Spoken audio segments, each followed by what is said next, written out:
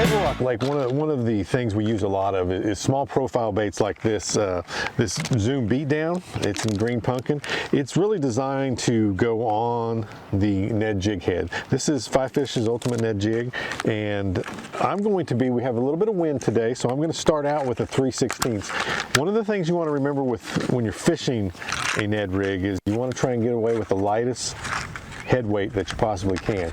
We've probably got 10 to 15 mile an hour winds, so we're going to have to use a little bit heavier than I'd like. Normally 1/8 is the one that I prefer most of the time, and I'll fish the 1/8 anyway, all the way from a foot of water all the way out to about 18 or 20 feet of water. But because of the wind, we're going to start out with a 3/16, just a little heavier. And as you can see, this bait is a little bit different. It's not the standard mushroom design. It has a cross-eye light wire mustad hook. It's got a wire weed guard that's cut it's actually cut and fused together so it doesn't come unraveled. Very durable. All you have to do sometimes is reposition it. And then it's got a head design that's more like kind of like a worm weight. It's pointy. It's more of a pyramid style, which allows it to come in and out of brush real well. And a lot of the rocks which we face here at Table Rock, and most of the Ozark lakes have a lot of rocks. So this bait's going to come through those rocks much better than the standard mushroom head. So I'm going to tie your typical Palomar knot, and I personally leave the weed guard on. Some people, if you'd like, you can remove that with a pair of needle nose pliers, but it doesn't really seem to affect the way the hook and your hook ratio, so I like to leave that in just because it keeps it out of the brush when you come around a dock or something that has a little brush. Then we're going to take the Zoom Beatdown. This is green pumpkin. It's kind of the go-to standard, and you're just going to thread that on. Try and keep it nice and straight. The bait has a nice little keeper. Sometimes if you're using the elastic style, a little drop of super glue, and there you go. The great thing about this bait is it has a subtle presentation, not real overpowering. It's got a spiral fall. If you let it fall on slack line, the bait's going to spiral as it falls, which sometimes will trigger those fish, especially the hard to catch bedding fish that we're going to be targeting today. But it's a bait that gets lots of bites, real easy to use because 85–90% of the bites occur on the fall. So once you pick it up, just check if it's a little heavier than you're used to feeling. You know, if it feels a little heavy, go ahead, I set the hook, because most of the bites will occur on the fall. If not, I like to hop it a little bit and then let it fall back to the bottom, or you can drag it almost like a Carolina rig. But it'll get lots of bites, especially under high sunny conditions. It's one of my go-to things to get people to catch fish on Table Rock Lake. One of the biggest complaints I get when I'm at Bass Pro Shops is when using spinning equipment, there's a lot of twist or line coming off the spool, especially when you're using fluorocarbon or monofilament in 8 to 10 pound test. So what I found is if you'll spool it up with braid, it has several benefits. The first benefit is you eliminate all that line twist and memory that you have normal with fluorocarbon or monofilament. Second, you can make long casts, but you have great sensitivity, and with the low stretch, it allows you to set the hook well on these lighter action rods. And I can use it all year. So I spool up with one spool of 150 yards at the beginning of the season, and I can use it all season long, and all I do is retie the leader. The leader I usually use, I'm going to usually use 8 or 6 pound XPS fluorocarbon, and the easiest and I've never broke the knot is a modified Albright. So I've broke off fish with the leader, but it's always been below the knot. So if you learn how to tie it, you can just Google it, and it's a pretty simple knot, and for me, it's been one of those things that it's worked really well, and in the long run, it's going to save you money, because if you don't, you're going to have to use 6 pound or 8 pound fluorocarbon and change it all the time to get rid of those line twists. I get probably trick cast. Let's do that again.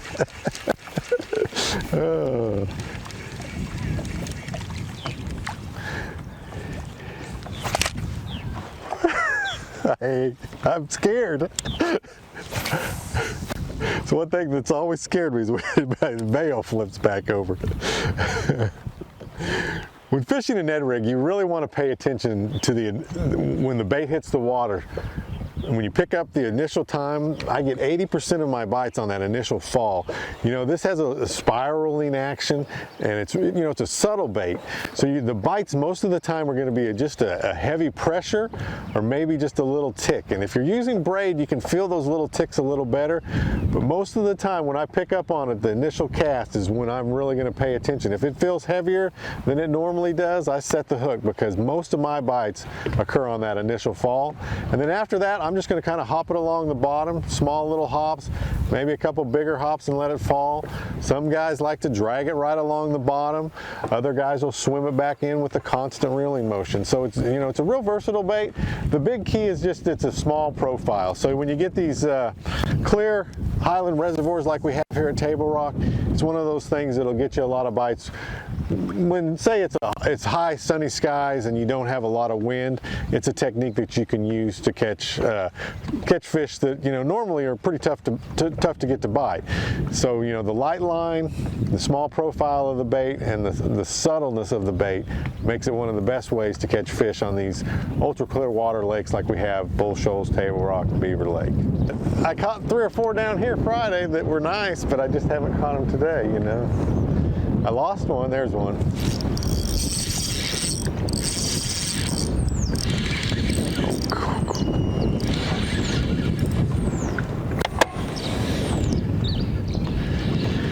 Very subtle bite, just pressure. Like I say, normally an 1/8 ounce head's what you want, but we have quite a bit of wind today, so we bumped it up to a 3/16, and I'm still having a little bit of trouble feeling it. That's the good thing about the Ned rig. They like it and they hold on to it. Nice smallmouth. Oh, they like to do that when they see the boat. That's what you want to do though. Just take your time. Keep your spinning rod nice and bowed. Let them wear themselves out.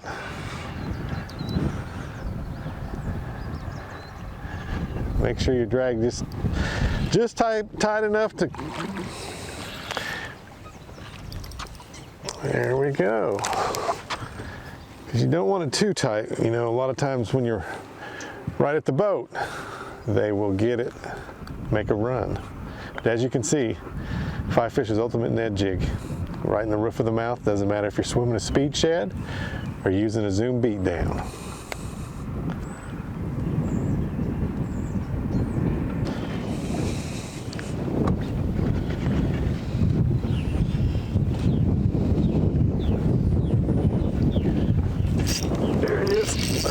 Oh, you sucker.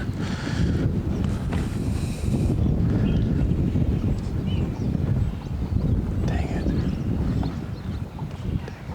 If I was watching how-to videos, I like to see, doesn't matter who the angler is really, about education, why they're doing what they're doing, how they're setting up, you know, their equipment, their tackle that they're using, you know, the lures, the setup. That's what I want to see, you know. That's what I've tried to do. I don't have any crazy videos talking about politics or any of that. It's just videos on how I do things. Some of them you might disagree with, but that's okay. I've learned good things and bad things from other people, you know. Some things I thought was a great idea, some things not so much. But it worked for them, you know, so you can't knock it. And that's kind of the way I've tried to, you know, be an educator as well as, you know, entertainer with a few fish, but it's a reality. You know, when I do the Bass Pros or anything, it's on a public body of water. So this is the reality of Table Rock. You catch a lot of 2 to 3.5 pound fish, and sometimes it can be really difficult to even catch those. So, you know, a lot of times we're talking about the Ned rig and swimming a 3-inch bait, you know, on the speed shad. These are ways that a lot of anglers can come to Table Rock. Ooh, almost had one.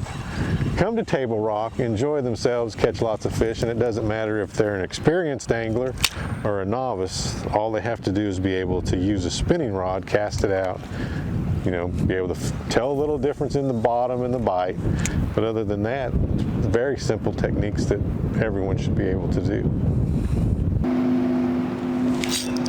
Oh, there we go.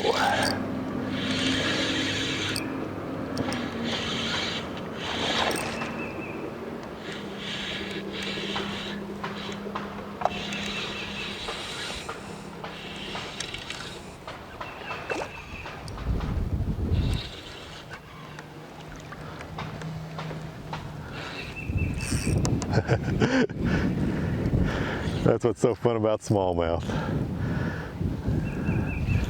They just keep on pulling.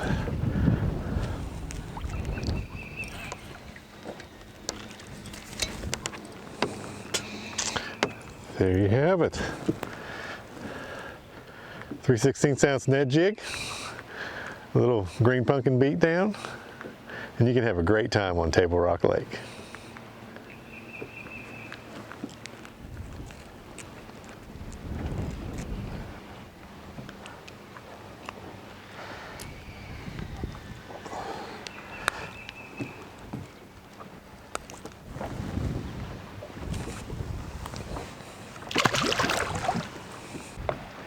Well, today we started out with a 3-inch speed shad on a 1/4 ounce Ultimate Ned jig, and we were basically targeting spawning areas, flat gravel points, and then, you know, maybe even this is a little of the side of the points.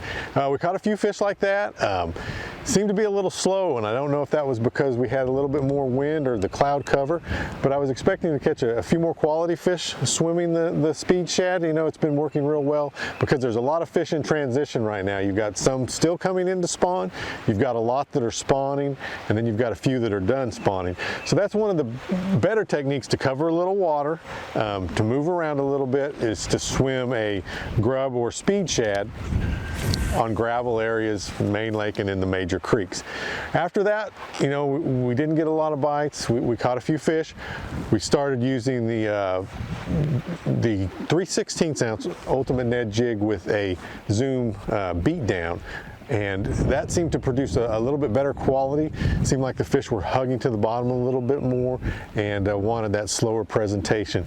So with the amount of wind we had, the only thing I think I would have changed is maybe in the morning I would have used a little more of a reaction bait, like either a fluke or a spinner bait, or probably maybe a Czar spook, something of that nature. Tried to cover a little bit more water with the amount of wind and cloud covers we had. Other than that, you know, it's a typical day. You've got to adjust everything based on the conditions, and we were a little slow this morning with the speed shad, adjusting to the Ned rig.